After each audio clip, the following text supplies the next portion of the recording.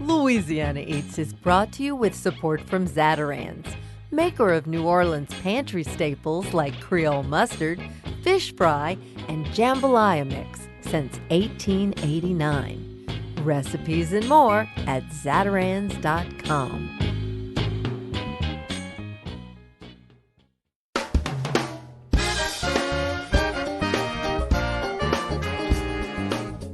From our studios in the Southern Food and Beverage Museum in New Orleans, this is Louisiana Eats. I'm Poppy Tooker. Whether your dietary concerns are based on weight loss, muscle gain, heart health, whatever, goodness knows there's so much information and professional advice out there, it's hard to know who to believe and, frankly, what to eat.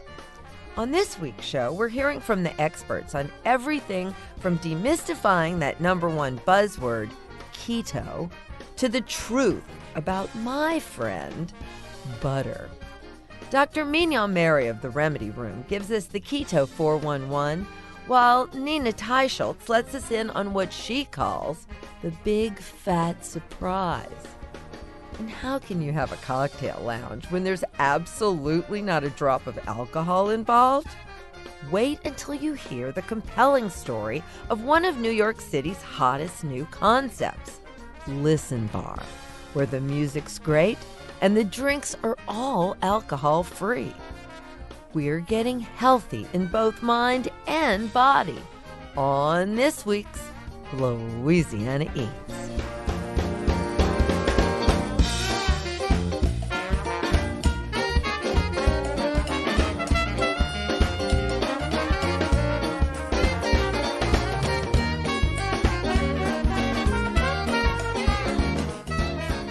My name is Lorelei Bendrovsky, and I am the founder and owner of Listen Bar in New York. New York City is on the vanguard of a global movement that's mixing up the way people are thinking about drinking. As a new generation of bar-goers seek out more wellness-oriented lifestyles, there's been an increasing demand for drinks with little or zero alcohol in them. Bar menus are expanding to include booze-free cocktails that are just as delicious as their more spirited siblings. And as this wellness-minded movement continues to grow, new social spaces have been popping up around the country that remove booze from the equation entirely. Launched in October 2018, Listen Bar is a pop-up alcohol-free bar, currently open one night a month in downtown New York. Founder Lorelei Bendrovsky talked to us about the bar concept and why she's motivated to give it a permanent home. The story of Listen Bar starts 5 years ago, and it starts on a dare. So 5 years ago, a friend of mine dared me to take a month off of drinking. And this is the friend who never drinks, and who in college I would be the one sort of, nudging, like, come on, just try it. And so he kind of flipped it on me. And of course, I went into this challenge with a pretty terrible attitude and a sort of like arrogant, like, fine, I'll show you. But it was all about like proving that I could do it rather than actually expecting to get something out of it. And boy, was I surprised. What I realized when I took time away from drinking, first of all, I realized how much I was drinking. I thought that I was consciously choosing, and then I realized that it was a force of habit and the only thing that I really experienced around me. And so when I pulled myself out of that current, I was able to recognize how powerful the current really is and how deeply embedded drinking is in our social lives, especially in a city like New York, and all of the little narratives that it plays into, like being a social lubricant and how like it's this gateway to a more fun you. And when I put the responsibility on myself to be that fun me without having a shortcut, I was funner. I liked it better. I woke up feeling better. I remembered all the crazy things I did and I stood by them in the morning. And it was a really amazing, empowering feeling. But at the same time, I was finding that, oh, I really want to go out, but I don't really feel like drinking. What should we do? Like head scratch moment. It's like, we can go to dinner or theater. All of a sudden it was like, what's there even out there? And everything felt hard. Everything felt planned and like a big commitment. You didn't have really the same kind of casual option, like, let's just grab a drink. And oftentimes I think that's what we really say. When we say, let's just grab a drink, we mean, let's have a casual interaction that may last 45 minutes and may extend into 3 hours. And, where we're just kind of being with each other. And I really wanted to have a space that catered to my experience of wanting to do that without necessarily making me consume alcohol just as like a price of entry and a price of belonging into the bar space. Take us through a virtual experience of going into Listen Bar and how it would be to visit there. Well, Listen Bar is a booze-free bar, which means that our entire menu is alcohol-free, whether it's the cocktails or the beer. Everything is alcohol-free, and everything has been designed that way rather than, substituting for something that was originally imagined around alcohol. You're coming in, and then all of a sudden you come downstairs and the music is really groovy. That's like probably the first thing you notice. You're like, ooh, like this place is fun, and it's dimly lit. It's kind of divey. It smells like popcorn. We've got free popcorn, probably more packed than you expect it. And everyone's there to have a good time, and they're pretty easy to talk to. So you get to the bar, and you notice that the bartenders all look like they're having a really good time. They're probably shaking their booties. And the other thing that makes Listen Bar really special is that all of our bartenders are musicians.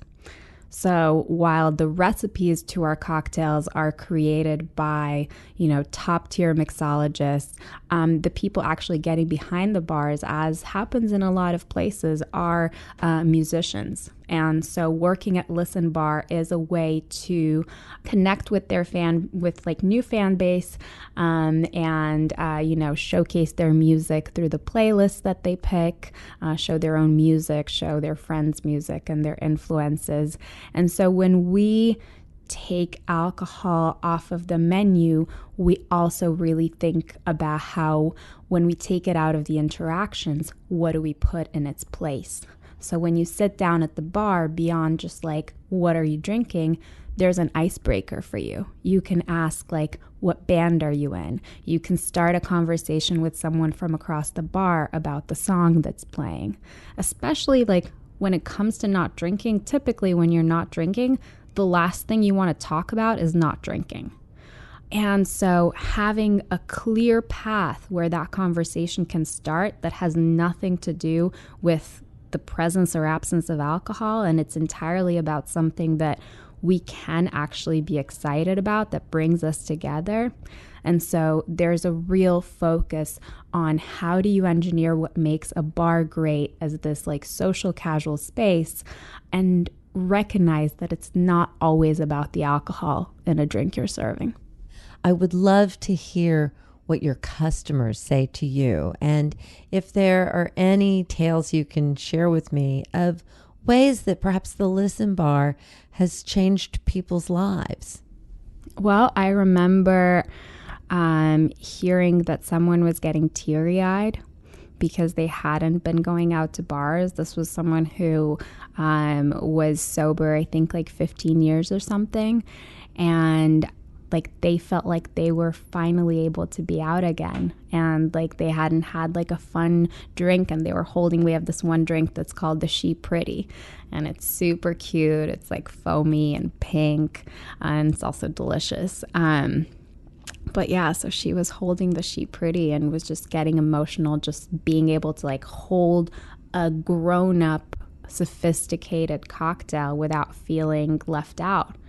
People are so impressed with the drinks at Listen Bar because people expect, a kind of like childish, sugary, over-the-top drink that feels like it's almost like an apology in a cup. It's like, sorry I couldn't make you something better. Here's this. And it really doesn't have to be. I've had people tell me, we just did a Pride party. I've had people tell me that ours was the only Pride event that they were attending and how much it meant to them.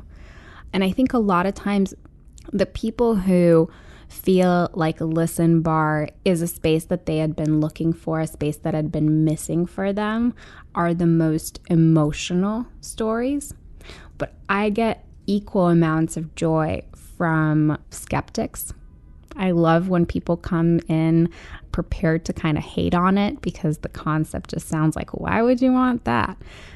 And then like those moments when they go like, oh, it really is a bar. Or like, oh, I get it. Those little like understated, penny drops are some of the most like heart-filling for me. I know you've mentioned the musicians and the music, but it seems to me like maybe at the Listen Bar, there's a lot more listening going on than maybe at your average corner bar where the cocktails are flowing. I love that. And it's very much kind of why we're called that.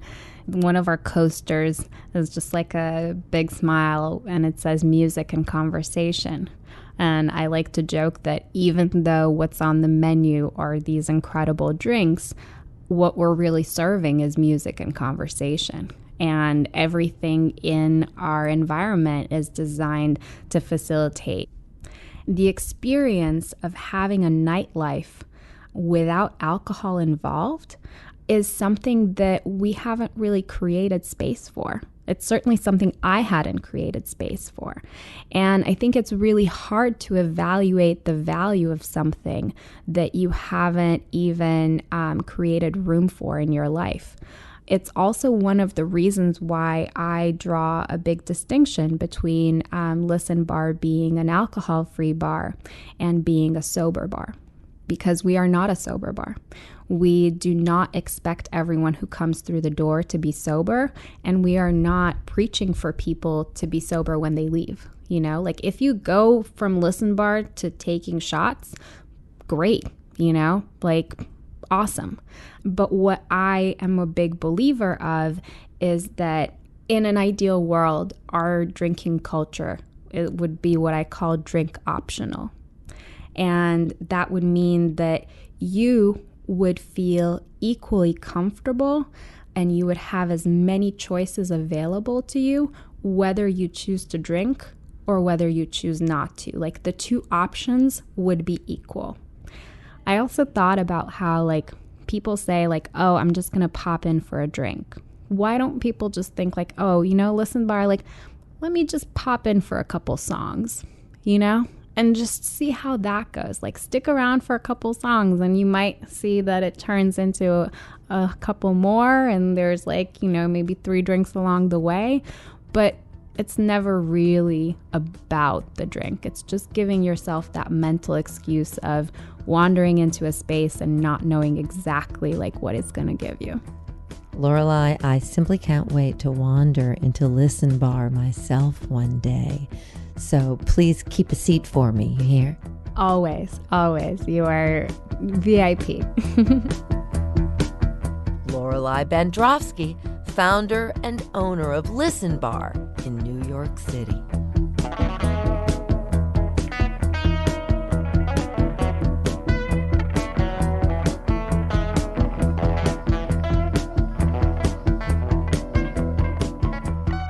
Coming up next, Dr. Mignonne Mary stops by our studio to explain why she thinks the low-carb keto diet is more than just a passing fad.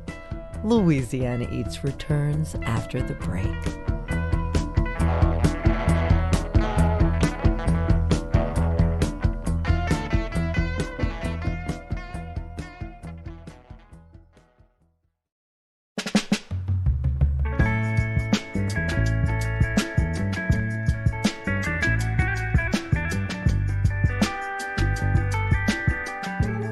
I'm Poppy Tooker, and you're listening to Louisiana Eats, edible content for Louisiana food lovers.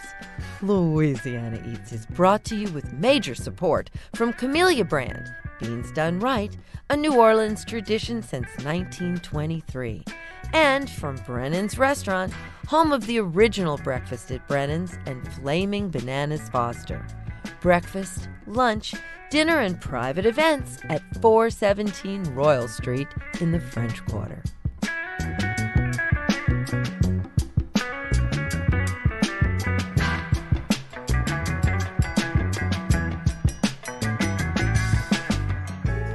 Hi, I'm Dr. Mignonne Mary. I'm the owner of the Remedy Room and an internal medicine physician.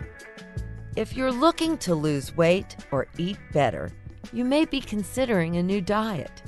There's the paleo diet, the vegan diet, intermittent fasting, but with so much dissenting information over these choices, it's tough to know which regime is right for you.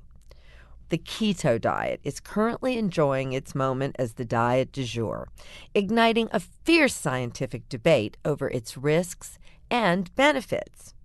Dr. Mignonne Mary joined us in the studio to fill us in on keto and whether or not this low-carb diet is just a passing craze. So keto and intermittent fasting are two of the top searched words on Google last year. And Really? I think it's about people taking power into their own hands and figuring things out for themselves. And I don't think that this is a movement. I think that what's happening is people's awareness is coming to recognize that we are very unhealthy, right? A lot of us have chronic illness and inflammation. And I think when people originally think about keto, they think of Atkins, Dr. Atkins. When he wrote the book, he's trying to explain to people that it's not the fat that's making us fat. And let me just back up a little bit. So my father is a physician who was also friends with Dr. Robert Atkins, but it's not Atkins who thought of this diet. There's actually a doctor named Dr. Banting who it was based off of. If you look back at what we used to recommend to diabetics in the early 1900s, before they even discovered insulin, it was this style diet. It was very little sugar, very little pies and custards. It's mostly vegetables and nuts and seeds and meats and fish. And low obviously carb, eggs. because you're getting a lot of hidden sugar in bread and stuff. Well, and that's sort of where we started to have some trouble develop, right? So in the 1980s, when we start telling people from the government perspective of what we should eat, right? And we have now marketing firms making up things like, hey, you should eat 5 fruits and veggies a day. And you have Post cereal saying, hey, breakfast is the most important meal of the day. And you have people who used to not eat breakfast, now we're insisting that they eat breakfast. What we've created is the average American eats 17 times a day. So they think they're eating 3 times, but with the amount of snacking that we're doing, right, we are actually putting something to our lips that's not water and breaking the so-called fast. So breakfast is breaking the fast. And actually at night, we're going into ketosis at night, every night. And babies actually live in ketosis, right? So they're drinking the mother's milk, which has sugar in it, but actually has a larger portion of fat, right? Because we're trying to build their brains, and our brains are made of fat. So the conference I just came back from says we're actually, our natural state is to be in ketosis, to be using our own fat for fuel. And so ketosis is basically a state where you are using the fat, and the ketones are a breakdown product of the fat. Now, in all honesty, the brain prefers ketones over glucose if it has its druthers, because the ketones are like rocket fuel and you're sharp and you're quick. And so I think, back in the Atkins days and now what people are experiencing even today is that they feel more energetic, they sleep better, their aches and pains go away, and their mood is better, right? And then the bonus and cherry on top is that they're losing weight. And a large portion of us have a lot of fat that we should be tapping into. But because we're eating 17 times a day, right? And because they're now telling us where there's really not a lot of studies to prove that eating 5 and 6 meals a day, and what we tell our diabetics is you've got to keep eating, we're perpetuating the problem. So what we like to teach patients is we're not trying to get you to eat less. We're not trying to ration your food. We just want you to eat less often. And the reason is we're trying to reduce inflammation. At the end of the day, right, it's all about turning down the volume of all the things that are hurting us. And insulin, which comes out to help us to reduce the blood sugar in our blood, when it comes out, it's very inflaming. And over time, if we continue to eat this way, we're all going to become insulin resistant, which then leads to diabetes. And so what I love about what's happening with the keto movement, or you can call it a fad, I don't think it's going to be. I think it's going to help people to change their diet in a way that they find what's their carb upper limit. Does that make sense? Like, what's the most they can have and stay in ketosis or close to ketosis and live a healthier life with less sugar on board. And so I am just saying, if we can pick wiser choices of things that come from the earth, right? One ingredient items that don't have a lot of processing, we're going to have a better future. We're going to have better longevity. And by reducing insulin, we can reduce the amount of diabetes that we have. And it's really just a matter of timing. What does this mean when your body is in ketosis, and how would one even know? So here's how we know. So there's two fuel sources the body can use. We can either use glucose or sugar, and all carbs are sugar. At the end of the day, whether you put an apple in your mouth, a bowl of ice cream, they're all end up becoming sugar. Now, when you have fat or protein, those things don't turn into sugar as readily, okay? And fat gets broken down into the ketone bodies we spoke of earlier, the rocket fuel. And so I want you to think of the two fuels as like diesel for sugar and like solar power for the ketones, or something even stronger, hydrogen. It's really turbo energy. I call sugar the white devil in my family because it is a drug. And so if I were abusing drugs like cocaine or heroin the way that I abuse sugar, you would have me in rehab or we'd have an intervention. But because it's a socially acceptable drug, we are now all addicted, right? Because for 40 years, doctors have told you that fat is bad, right? To start to eat this fake food like margarine, and I can't believe it's not butter. Do you think your body knows what to do with this stuff? I mean, these are chemicals, right? So I've been in practice 20 years. And I think people have been struggling with their weight for many more years than that.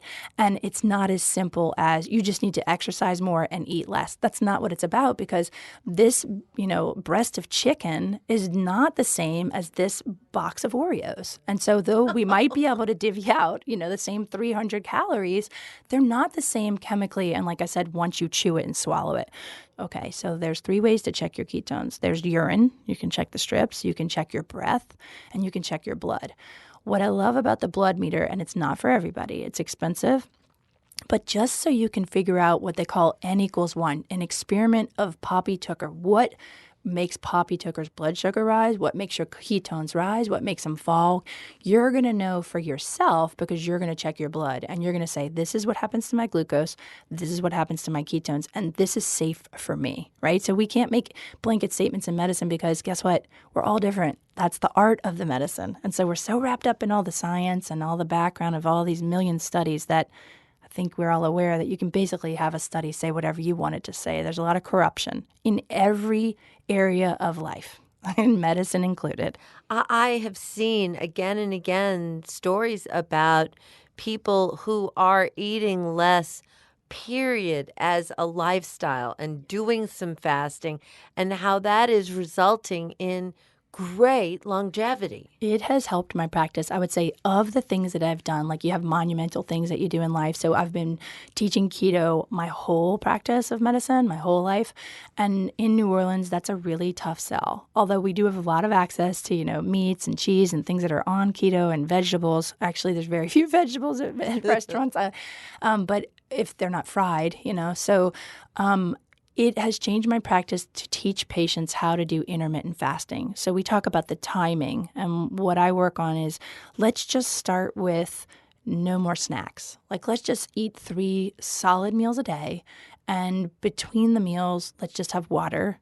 If you want something that is something I probably wouldn't agree with, then have it during your breakfast, lunch, or dinner. Okay, let's start there.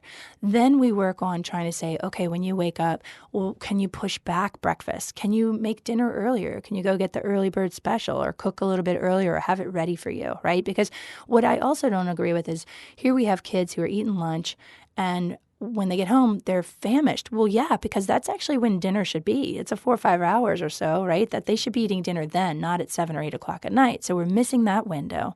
So with intermittent fasting, what we're able to do is show people that, look, you're not going to die. We fast people all the time for colonoscopy is a perfect example. And we didn't die. We went 24 hours without something and we're okay. And I think the word fasting scares people because they think of long-term fasting. Big, severe things. And then, you have that Catholic culture here. And that's like, you mean 40 days? Right. And so we can live a long time without food if we have salt and potassium and water, but we can't live very long without those things. So here's the thing. I feel really strongly, Poppy, that this is going to help to save millions, trillions of dollars in the government budget if people start to take, the time and the energy to change their diet a little bit and change how they're eating. And we're going to see the disease processes go down, because it's really all just one disease, right? Where it starts with what we put in our mouth. And so I think it's an amazing, fasting is going to be one of the best tools that we can all learn to do. We're meant to be in a fasted state. Well, thank you. I just am so thrilled to be able to share this story and this concept with my Louisiana Eats listeners. eating show. I guess the message must be Louisiana Eats less often. Perfect. Thank you, Dr. Mary. Thanks so much, Poppy.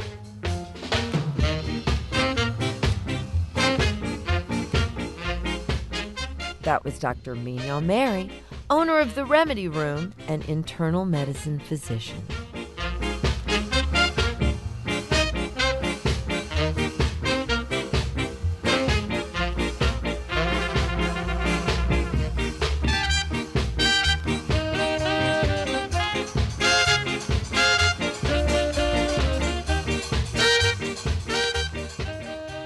In the second half of the 20th century, dietary fat was scapegoated as the source of America's health problems. Medical experts and government organizations came up with a new system that advocated a low-fat diet with plenty of vegetables, fruits, and grains. But over the course of 60 years, our health has only gotten worse. There's been a spike in diabetes, obesity, and heart disease, the very same disease we originally set out to obliterate. So, what if the system's broken, not us? That's the basic premise of Nina Teicholz's best-selling book, The Big Fat Surprise: Why Butter, Meat, and Cheese Belong in a Healthy Diet. Nina joined us by phone to help trace this story, which begins in the 1950s, a time when Americans were looking to change their dietary habits. In the 1950s, the nation really faced a growing, terrifying tide of heart disease. It had risen from seemingly out of nowhere in the 1920s to become the nation's number one killer, and President Eisenhower himself had a heart attack in 1955 and was out of the Oval Office. So this was a subject that had everyone's attention. And there were a number of theories about what was causing heart disease. One scientist, whose name was Ansel Keys, a pathologist at the University of Minnesota, he proposed that it was saturated fats that caused heart disease. They would clog the arteries and cause high cholesterol and thereby cause a heart attack. That was the theory. But he was this very outsized, powerful, charismatic man who managed to get his idea implanted into the American Heart Association, and the very first national guidelines telling, then it was just middle-aged men, to cut back on saturated fats, meat, cheese, butter, dairy, eggs, cut back on those fats as a way to prevent heart disease. Those very first national guidelines were published in 1961, and that was the beginning of our demonization of those kinds of foods. Did you find that there was any big unsaturated fat money that was pushing this, or was it really just the cult of Dr. Keys? It was both of those things, I think. There was definitely the hand of big food behind the American Heart Association. The American Heart Association was this sort of sleepy, tiny little cardiology society that was always in financial straits. And in 1948, Procter & Gamble made the American Heart Association the beneficiary of a radio show called the Walking Men Contest, and overnight, millions of dollars flowed into the American Heart Association coffers and transformed it into the national powerhouse that it is today. They opened chapters across the country. They became a huge volunteer organization. And coincidentally, the American Heart Association was recommending that everybody switch to vegetable oils, such as Crisco oil, which was one of the main products of Procter & Gamble. So there has always been the hand of big food behind our nutrition recommendations in the country, and that has been the story throughout history, going back to the 1940s when all these early food manufacturers were organizing themselves, and they realized that one of their tactics had to be to influence the whole course of science, nutrition science. But it is also true that the mistakes that have been made in nutrition science seem to me to be primarily ones of science. Scientists taking extremely weak evidence and in the face of this urgent public health problem, really jumping the gun, using weak science to try to come to conclusions that were really they just weren't supported by the evidence. And that's been true throughout the history of our nutrition recommendations. The irony is that, the American Heart Association comes out with these recommendations, and instead of fixing things, diabetes, obesity, and heart disease all spike, while this low-fat diet is being intended to cure these diseases and promote it as such. So could you sort of give us a roadmap for how you think all this irony came about? Well, your observation is absolutely true, which is that Americans are now fatter, more diabetic. The underlying rates of heart disease have hardly dropped at all, even though it seems that we have made improvements in how to treat the disease. And even though nutrition experts tell us that we are lazy and eat too much, Americans on the whole really complied with the dietary guidelines that we've been given. And we are not healthier for having done that. And so that, creates a kind of conundrum that science has to deal with. Why is it that we look so much worse while eating so much more carbohydrates, as we've been told, and fruits and vegetables? And I think the fundamental mistake in our dietary guidelines was telling Americans to cut back on foods that had long been at the centerpiece of our dining room tables: meat, cheese, butter, dairy, eggs. They are filling, nutritious foods. They've always been at the center of our dinner plates. In taking those off the plate, we have replaced those clearly with carbohydrates, with more pasta, bread, grains. We now know from the last decade of really good clinical trials that have been done, they clearly, unequivocally demonstrate that a diet high in carbohydrates and low in fat produces greater obesity and higher risk of heart disease and diabetes than a diet that is high in fat and low in carbohydrates. Another way of saying that is that Dr. Atkins, even though he was vilified and seen as a fattest diet doctor in his day, was closer to the truth about what would produce weight loss and good health than the low-fat diet that we have been trying to follow for all these years. Well, based on that fact, how should people even know who to believe and what to believe? That is, I think, a very important question in nutrition for our times. And I think there is basically a war out there on nutrition going on right now, which is to say that our expert panels, which are controlled by a very small number of what I call nutrition aristocrats who serve on all the same expert panels and really control our dietary policy, they are approaching a line of thought that is really close to a vegan diet. They're ratcheting back their recommendations on saturated fat to be ever lower because they see that the nation is not getting healthier on what they've recommended so far. And by contrast, there is a huge growing movement among scientists and also practitioners of people who are starting to follow a high-fat, low-carbohydrate diet and seeing spectacular results. And there are books and conferences dedicated to that line of thought. And these are completely diametrically opposed ideas about how to become healthy. The expert community has been moving away from a low-fat diet generally. So there is a kind of welcoming of the message that we can eat more fats. And really it comes down to what we say about saturated fats, red meat and cheese and butter. It's just a question of how much and what is healthy. Well, looking into your crystal ball, what would you predict is going to happen to the country if we all start to adopt these habits? Well, I think that one note of caution, if you pursue a high-fat diet, it really is important to keep carbohydrates, sugar, refined carbohydrates, all those carbohydrates low. That's a key factor in, I think, promoting good health, which is to not eat a lot of sugar and that those kinds of calories are unhealthy, clearly. But, meat, cheese, butter, dairy, eggs, cracklings that you have in the South, those foods are incredibly dense nutritionally. The combination of protein and fat seem to be highly satiating so that you don't eat as much. You maybe don't eat as many calories. They're full of good nutrients and minerals.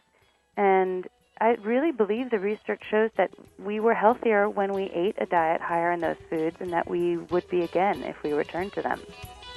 That was Nina Teicholz, science journalist and author of The Big Fat Surprise. Eat meat, filet mignon, eat meat, eat it all day long. Eat a few T-bones till you get your fill. Eat a New York cut, hot off the grill. Eat steak, eat a big old steer. Is keto really a new idea in diet control? Stay tuned, and we'll answer that question when we come right back. Eat a cow, 'cause it's good for you. Eat a cow, it's a thing that goes moo.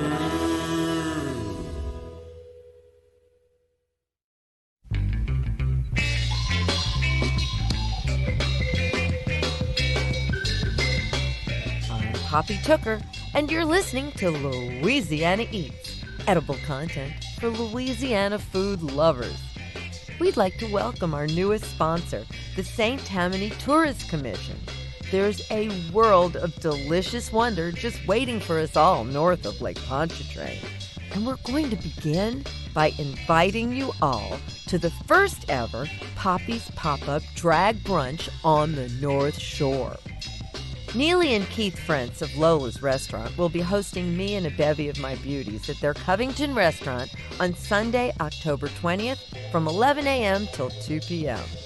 There'll be a delicious 4-course brunch complete with bubbly cocktail pairings. Of course, a portion of the proceeds will benefit Crescent Care, our charitable partner. Seating's limited, so call the restaurant for your reservations today. 985-892-4492. And to find out where Poppy's Pop-Up Drag Brunches will be held next, go to our calendar page at poppytooker.com, where you can also order your own copy of Drag Queen Brunch. And now, back to Louisiana Eats.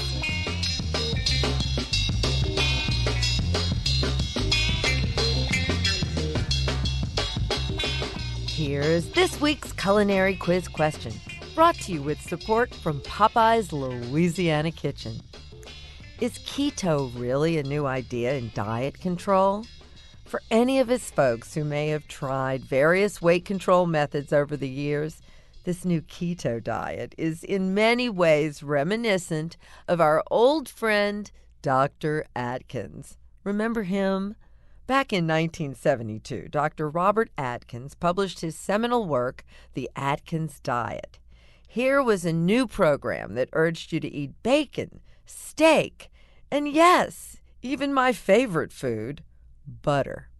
I was still in middle school back then, but weight has always been an issue in my life, so my mother happily put me on the Atkins regime, complete with the ketosis strips. Anybody else remember those? Originally intended for use by people with type 1 diabetes, keto strips are used to gauge the level of ketones in the body through a color method. You actually have to pee on the strips, and the resulting color reveals your level of fat-burning ketosis.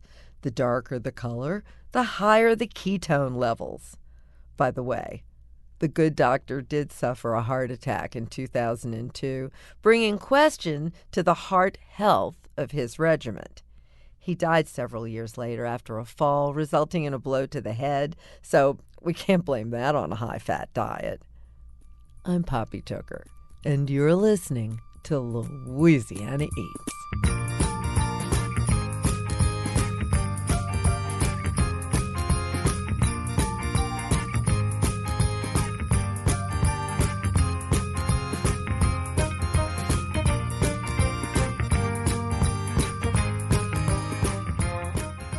My name is Paul Greenberg. My latest book is The Omega Principle, Seafood and the Quest for a Long Life and a Healthier Planet.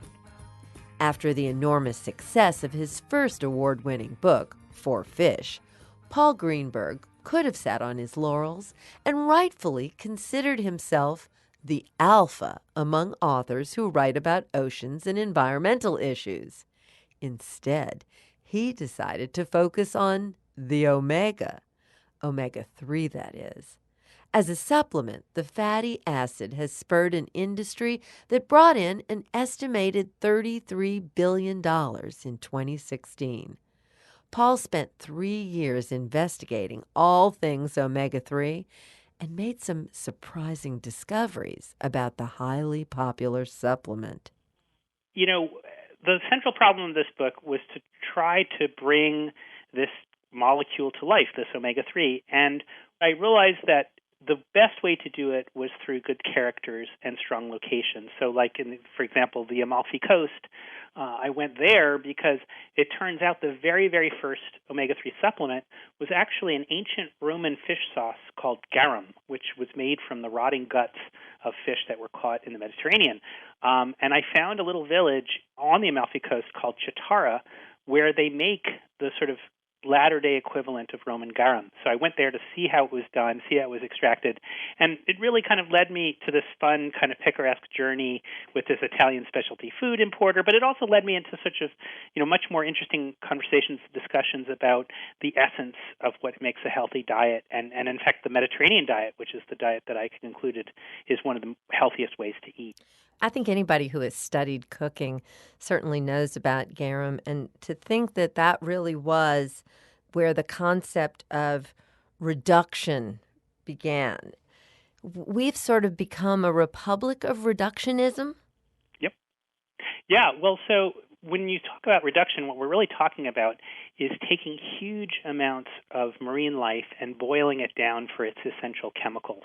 And you're quite right that the Roman garum industry did do that with a large amount of fish that they would basically not so much boil but ferment down into the garum sauce that they really loved.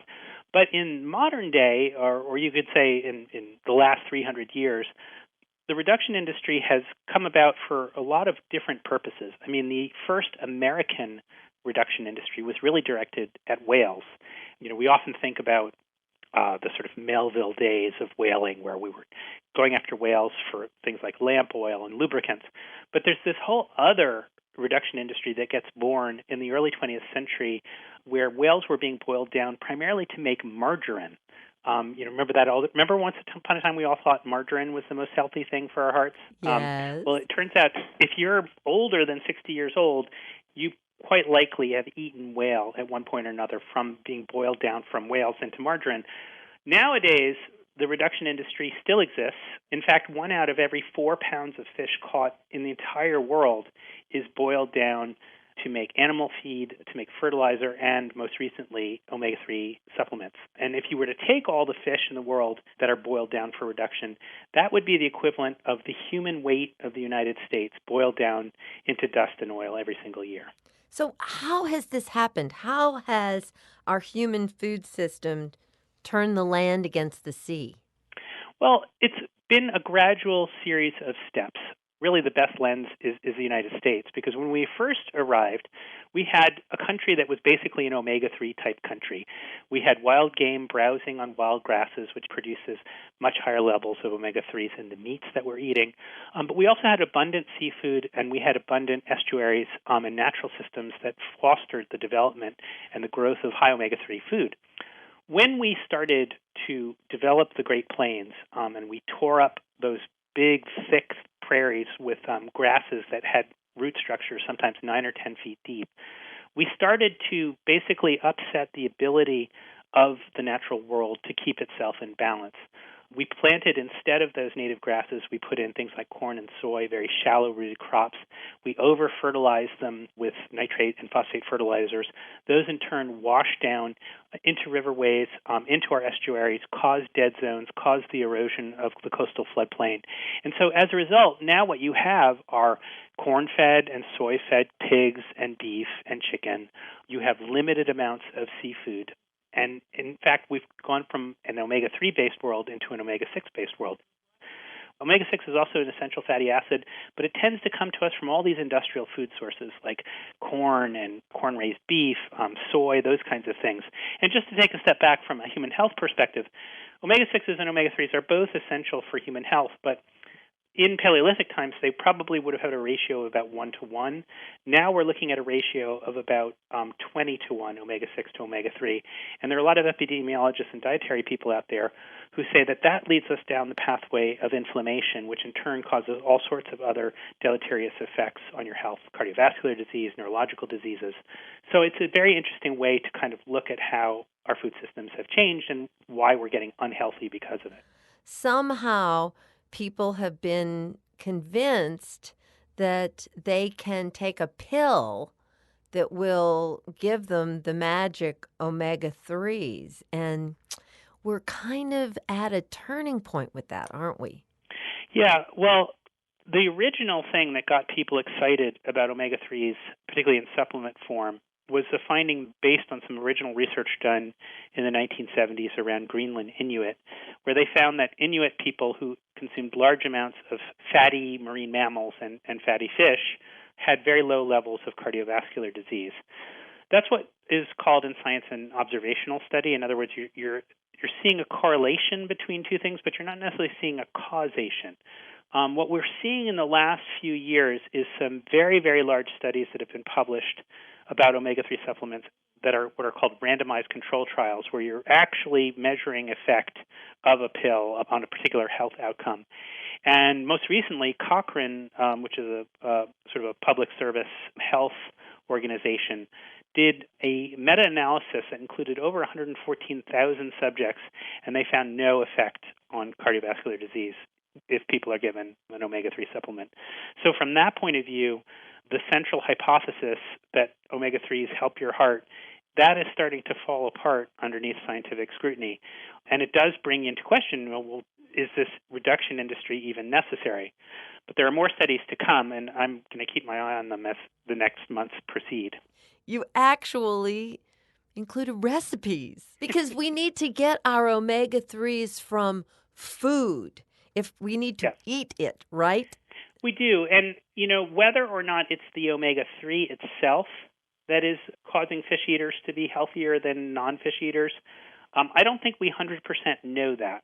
But we do know that when we look at large association studies of dietary patterns, that a pescatarian diet tends to show lower all-cause mortality and overall decrease in chronic diseases.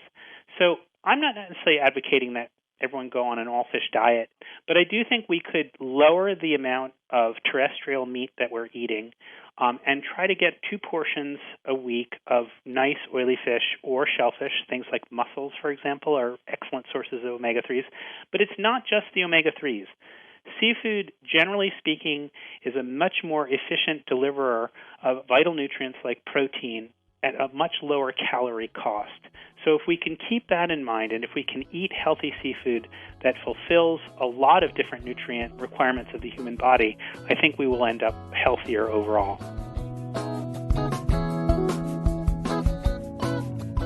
Paul Greenberg, author of The Omega Principle, Seafood and the Quest for a Long Life and Healthier Planet.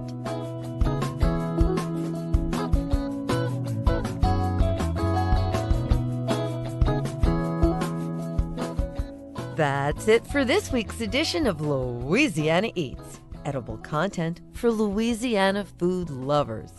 Catch up on previous editions and hear all about upcoming special events by visiting poppytooker.com.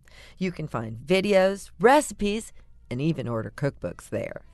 Louisiana Eats is made possible with major support from Popeye's Louisiana Kitchen, Zatarain's, and from Camellia Brand Beans.